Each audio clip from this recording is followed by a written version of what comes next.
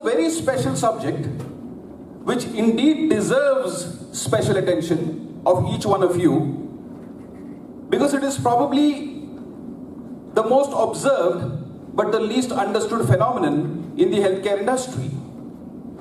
Without going too much into technical details, which these experts will go into, and that is clearly not...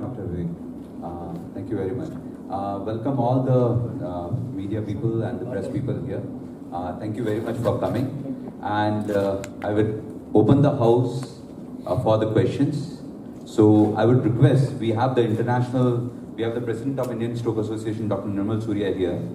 And we have the international faculty, Professor Heather from San Francisco. We have Professor Maja from Switzerland. So, I was telling you, I think this meeting here in India is one of the very few in the world where they have on a national base or the over-regional base just addressing the problem of pediatric stroke. So this is really a marvelous opportunity for us to increase the awareness of stroke and to help all these pediatric neurologists who are actually looking after these children, are interested in the field, to help them increase their knowledge. And I think this is going to make the step forwards for the children we are looking for after they had their stroke. I think this is one really good example of how things should be going on in this area.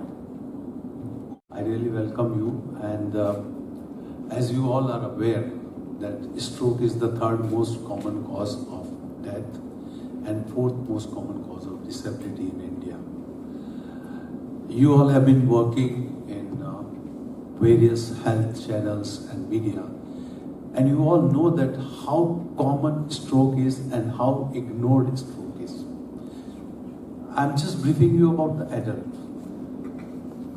Unlike the heart attack, where the patient gets chest pain, everybody goes to the doctor and ICU, get their ECG done. Unfortunately, when the brain stroke comes, there is no pain. The Indian Stroke Association for hosting this. As a pediatric stroke neurologist who has been working for many years to understand pediatric stroke better, I've learned that we can only move the field forward by working together in a collaborative way, and this sort of meeting really represents what is needed to move the field of pediatric stroke forward. So I'm very impressed that the Indian Stroke Association has supported pediatric stroke in this way, because around the globe it's often an under-recognized disorder. ಅದು painless condition, ನೋವು ಇರೋದಿಲ್ಲ. ಅದರಿಂದ ತುಂಬ ಜನಕ್ಕೆ ಇದಕ್ಕೆ treatment ಇದೆ, ಇದಕ್ಕೆ ಭಾಳ ಥರ ಟ್ರೀಟ್ಮೆಂಟ್ ಕೊಡ್ಬೋದು, ಜಲ್ದಿ ಹಾಸ್ಪಿಟಲ್ ಸೇರಬೇಕು ಅಂತ ಗೊತ್ತಾಗೋದಿಲ್ಲ. ಯಾಕೆಂದರೆ ಒಂದ್ಸಲ ನಾವು ತಲೆ ಹೋಗೋ ರಕ್ತನಾಳ ಬ್ಲಾಕ್ ಆದರೆ ಎವ್ರಿ ಸೆಕೆಂಡ್ 32,000 ನರ ಡ್ಯಾಮೇಜ್ ಆಗ್ತಾ ಇರುತ್ತೆ. ಸೊ ಈಗ ಬೇರೆ organs, for example kidney, liver, ಬೇರೆಯವ್ರದ್ದು ಹಾಕೋಬೋದು ನಾವು. ಈಗ ಟ್ರಾನ್ಸ್ಪ್ಲಾಂಟ್. ನಾನು doctor Vikram Udel, organising chairman national paediatric stroke conference. ನಾವು 2 ದಿನ ಇಂಡಿಯನ್ ನ್ಯಾಷನಲ್ ಸ್ಟ್ರೋಕ್ ಆರ್ಗನೈಸೇಷನ್ ಇಂದ 2 ದಿನ ನ್ಯಾಷನಲ್ ಸ್ಟ್ರೋಕ್ ಕಾನ್ಫರೆನ್ಸ್ ಮಾಡ್ತಾ ಇದ್ದೀವಿ. ಇಲ್ಲಿ ಇಂಡಿಯಾದಿಂದ paediatric neurology, adult neurology doctors ಇಲ್ಲಿ ಬಂದಿದ್ದಾರೆ ಈ ಕಾನ್ಫರೆನ್ಸ್ ಅಟೆಂಡ್ ಮಾಡೋದಕ್ಕೆ. ಈ ಕಾನ್ಫರೆನ್ಸ್ ಮೇನ್ ಉದ್ದೇಶ ಏನಂದ್ರೆ, ಮಕ್ಕಳಲ್ಲಿ ಪಾರ್ಶ್ವವಾಯು ಲಕ್ವ ಆಗೋದು ಹೇಗೆ ರೆಕಗ್ನೈಸ್ ಮಾಡಬೇಕು, ಅದಕ್ಕೆ ಟ್ರೀಟ್ಮೆಂಟ್ ಯಾವ ಥರ ಅತ್ಯಾಧುನಿಕ ಟ್ರೀಟ್ಮೆಂಟ್ ಕೊಡ್ಬೋದು, ಇದ್ರ ಬಗ್ಗೆ ಡಿಸ್ಕಷನ್ ಆಗ್ತಾ ಇದೆ. ಇಂಟರ್ನ್ಯಾಷನಲ್ ಡಾಕ್ಟರ್ಸ್ ಇಬ್ರು ಬಂದಿದ್ದಾರೆ, ಒಬ್ರು ಅಮೆರಿಕಾಯಿಂದ, ಇನ್ನೊಬ್ರು ಸ್ವಿಟ್ಜರ್ಲ್ಯಾಂಡ್. ಇದ್ರ ಬಗ್ಗೆ ಡಿಸ್ಕಷನ್ ಎಲ್ಲ ನಡೆದು ಮೇನ್ ಅಡಲ್ಟ್ಸ್ ಅಲ್ಲಿ ಹೇಗೆ ಪಾರ್ಶ್ವವಾಯು ನೆಗ್ಲೆಕ್ಟ್ ಆಗುತ್ತೋ, ಯಾಕಂದ್ರೆ ಅದರಲ್ಲಿ ನೋವು ಇರೋದಿಲ್ಲ, ಬರೀ ಕೈ ಕಾಲು ವೀಕ್ ಆಗಿದೆ ಅಷ್ಟೇ ಅಂತ ಅವ್ರು ನೆಗ್ಲೆಕ್ಟ್ ಮಾಡಿ ಕರೆಕ್ಟ್ ಸ್ಟ್ರೋಕ್ ರೆಡಿ ಹಾಸ್ಪಿಟಲ್ ಅಂತ ಆ ಹಾಸ್ಪಿಟಲ್ಗೆ ಕರ್ಕೊಂಡ್ಬಂದ್ರೆ ವಿತಿನ್ 4.5 hours ಬಂದರೆ ಬ್ಲಾಟ್ ಬಸ್ಟರ್ ಇಂಜೆಕ್ಷನ್ ಕೊಟ್ಟು ಅದನ್ನ ರಿವರ್ಸ್ ಮಾಡ್ಬೋದು 50 to 60% ಜನಕ್ಕೆ. ಅದೇ ಥರ ಇನ್ನು ದೊಡ್ಡ ರಕ್ತನಾಳ ಏನಾದರೂ ಬ್ಲಾಕ್ ಆಗಿದ್ರೆ ನಾವು ಕಾಲ್ ಮೂಲಕ ಚಿಕ್ಕ ಟ್ಯೂಬ್ ಹಾಕಿ ಆ ರಕ್ತನಾಳದಲ್ಲಿ ಕ್ಲಾಟ್ ಇರುತ್ತಲ್ಲ ಅದನ್ನ ಕ್ಲಾಟ್ ರಿಟ್ರೀವರ್ ಅಂತ ಇರುತ್ತೆ, ಅದನ್ನ ಹಾಕಿ ಅದನ್ನ ತೆಗಿಬಹುದು. ಅದು ಕೆಲವು ಮಕ್ಕಳಲ್ಲಿ 24 hours ತನಕ ಮಾಡೋ ಚಾನ್ಸ್ ಇದೆ. ಸರ್ ಪೇರೆಂಟ್ಸ್ಗೆ ಇದ್ರ ಬಗ್ಗೆ ಅರಿವು ಮೂಡಿಸಿದೆ, ಯಾಕೆಂದ್ರೆ ಇದು ಜಾಸ್ತಿ ಮಾಮೂಲಿ ಬೇರೆ ಕಡೆ ಹೋಗಿ ಆಯುರ್ವೇದಿಕ್ ಜಾಸ್ತಿ ಇದೆ, ಅದ್ರ ಬಗ್ಗೆ ಅದೇ ಈಗ ಏನಂದ್ರೆ, ಈಗ ನಾನು ಈ clot buster injection, mechanical thrombectomy ಇದೆಲ್ಲ ಈಗ ಟ್ರೀಟ್ಮೆಂಟ್ ಬಂದಿರೋದು. ಅಂದ್ರೆ ಈಗ ಕ್ಲಾಟ್ ಬಸ್ಟರ್ ಇಂಜೆಕ್ಷನ್ 20 ವರ್ಷದಿಂದ ಇದೆ ಇಂಡಿಯಾದಲ್ಲಿ. ದೊಡ್ಡವರಲ್ಲೂ ಲೆಸ್ ದನ್ 1%, 2% ಜನ ಈ ಫೆಸಿಲಿಟಿನ you can use this treatment, ಯಾಕಂದ್ರೆ ಅವ್ರು ರೀಚ್ ಆಗುತ್ತೆ. ಆಮೇಲೆ ಮೆಕ್ಯಾನಿಕಲ್ ಥ್ರಾಂಬೆಕ್ಟಮಿನು ಅಪ್ ಟು 24 hours ಕೊಡ್ಬೋದು. ಈಗ ಅಂದ್ರೆ ಈಗ ಸೈನ್ಸ್ ಅಲ್ಲಿ ಎಷ್ಟು ಸ್ಟ್ರಾಂಗ್ ಎವಿಡೆನ್ಸ್ ಇದೆ ಅಂದ್ರೆ ಮೆಕ್ಯಾನಿಕಲ್ ಥ್ರಾಂಬೆಕ್ಟಮಿ ಇಬ್ಬರಿಗೆ ಟ್ರೀಟ್ಮೆಂಟ್ ಕೊಟ್ರೆ ಒಬ್ಬರಿಗೆ ಬೆನಿಫಿಟ್ ಆಗುತ್ತೆ. ಸೊ ಈ ತರ ಇಬ್ಬರಿಗೆ ಟ್ರೀಟ್ಮೆಂಟ್ ಕೊಟ್ಟು ಒಬ್ಬರಿಗೆ ಬೆನಿಫಿಟ್ ಆಗೋದು ಅಷ್ಟು ಸ್ಟ್ರಾಂಗ್ ಟ್ರೀಟ್ಮೆಂಟ್ ಮೆಡಿಸಿನ್ ಅಲ್ಲಿ ಇಲ್ಲಿ ತನಕ ಇಲ್ಲ.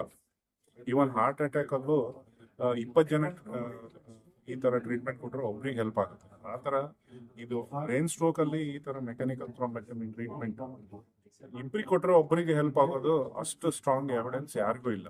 ಆದ್ರೂ ಅಡಲ್ಟ್ಸ್ ಅಲ್ಲಿ ಹೇಳ್ತಾ ಇರೋದು, ಇಂಡಿಯಾದಲ್ಲಿ 2.5 ಲಕ್ಷ ಥ್ರಾಂಬೆಕ್ಟಮೀಸ್ ಆಗ್ಬೇಕು. ನಾವು ಬರೀ 2,000-3,000 ಥ್ರಾಂಬೆಕ್ಟಮೀಸ್ ಮಾಡ್ತಾ ಇದ್ದೀವಿ. ಯಾಕಂದ್ರೆ ಒಂದು ಅವೇರ್ನೆಸ್ ಇಲ್ಲ, ಅಂದ್ರೆ ಜನಕ್ಕೆ ಈ ತರ ಸಿಂಪ್ಟಮ್ ಆದ್ರೆ ಸ್ಟ್ರೋಕ್ ಅಂತಾರೆ, ಅದು ಪೇನ್ಲೆಸ್ ಇರುತ್ತೆ. ಎರಡನೇದು ಕರೆಕ್ಟ್ ಟೈಮಲ್ಲಿ ಸ್ಟ್ರೋಕ್ ರೆಡಿ ಹಾಸ್ಪಿಟಲ್ ಬರಬೇಕು. ಅದಾದ್ಮೇಲೆ ಈ ತರ ಟ್ರೀಟ್ಮೆಂಟ್ ಇದೆ ಅಂತ ತುಂಬಾ ಜನಕ್ಕೆ ಗೊತ್ತಿರಲ್ಲ. ಬೇರೆ organs, for example liver, kidney ಎಲ್ಲ ಬೇರೆಯವ್ರದ್ದು ತೆಗೆದು ಹಾಕ್ಬೋದು ನಾವು. ಬ್ರೈನ್ ಅದನ್ನ ನಾವು ಸೇವ್ ಮಾಡ್ಕೋಬೇಕು, ಯಾಕಂದ್ರೆ ಅದು ಗ್ರೋ ಆಗೋದಿಲ್ಲ, ಬೇರೆಯವ್ರದ್ದು ಹಾಕೋಕ್ಕೂ ಆಗುತ್ತೆ. ಈ ಟ್ರೀಟ್ಮೆಂಟ್ ಕಾಸ್ಟ್ ಏನ್ ಚಾರ್ಜ್ ಮಾಡ್ತೀರಾ ಸರ್ ಪೇಷಂಟ್ಗಳು? ಅದು ಟ್ರೀಟ್ಮೆಂಟ್ ಕೆಲವು ಸ್ಟೇಟ್ ಅಲ್ಲಿ ಥ್ರಾಂಬೋಲೈಸಿಸ್ ಎಲ್ಲ ಫ್ರೀ ಇದೆ. ನಮ್ಮ ಇಂಡಿಯಾ ಐ ಥಿಂಕ್ ಬ್ಯಾಂಗ್ಳೂರಲ್ಲಿ ನಿಮ್ಯಾನ್ಸ್ ಅಲ್ಲಿ BPL ಹಾರ್ಟ್ ಹೋಲ್ಡರ್ಸ್ ಎಲ್ಲ ಫ್ರೀ ಇರುತ್ತೆ. ಮೆಕ್ಯಾನಿಕಲ್ ಥ್ರಾಂಬೆಕ್ಟಮಿ ಆಯುಷ್ಮಾನ್ ಭಾರತದಲ್ಲೂ ಬರುತ್ತೆ. ಅದು ಈಚ್ ಹಾಸ್ಪಿಟಲ್ ಅಲ್ಲಿ ಬೇರೆ ಇದೆ. ಕ್ಯೂರಿಂಗ್ ಪರ್ಸೆಂಟೇಜ್ ಮೆಕ್ಯಾನಿಕಲ್ ಥ್ರಾಂಬೆಕ್ಟಮಿ ಮಾಡಿದ್ರೆ 50 to 60% ಜನ ನಾರ್ಮಲ್ ಆಗ್ತಾರೆ. ಈಗ ಏನು ಅಂದ್ರೆ, ಈಗ ಹಾರ್ಟ್ ಅಟ್ಯಾಕ್ ಅದೆಲ್ಲ ಆದ್ರೆ ಅವರಿಗೆ ಜಸ್ಟ್ ಪೇನ್ ಇರುತ್ತೆ, ಲೈಫ್ ರಿಸ್ಕ್ ಇರುತ್ತೆ. ಪ್ಯಾರಲೈಸಿಸ್ ಆದ್ರೆ ಅವ್ರ ಲೈಫ್ ಲಾಂಗ್ ಬೆಡ್ ರಿಡನ್ ಇರುತ್ತೆ. ಸೊ ಅವ್ರು ನೋಡ್ಕೊಳಕ್ಕೆ ಫ್ಯಾಮಿಲಿ ಎಲ್ಲ ಎಫೆಕ್ಟ್ ಆಗುತ್ತೆ. ಸೊ ಈಗ ಒಬ್ಬ ಆಫೀಸ್ ಗೋಯಿಂಗ್ ಮನುಷ್ಯಂಗೆ ಏನಾದ್ರು ಸ್ಟ್ರೋಕ್ ಆದ್ರೆ ಅವ್ರದ್ದು ಫುಲ್ ಫ್ಯಾಮಿಲಿ ಎಫೆಕ್ಟ್ ಆಗುತ್ತೆ. ಸೊ ಅದರಿಂದ ಥ್ಯಾಂಕ್ ಯು.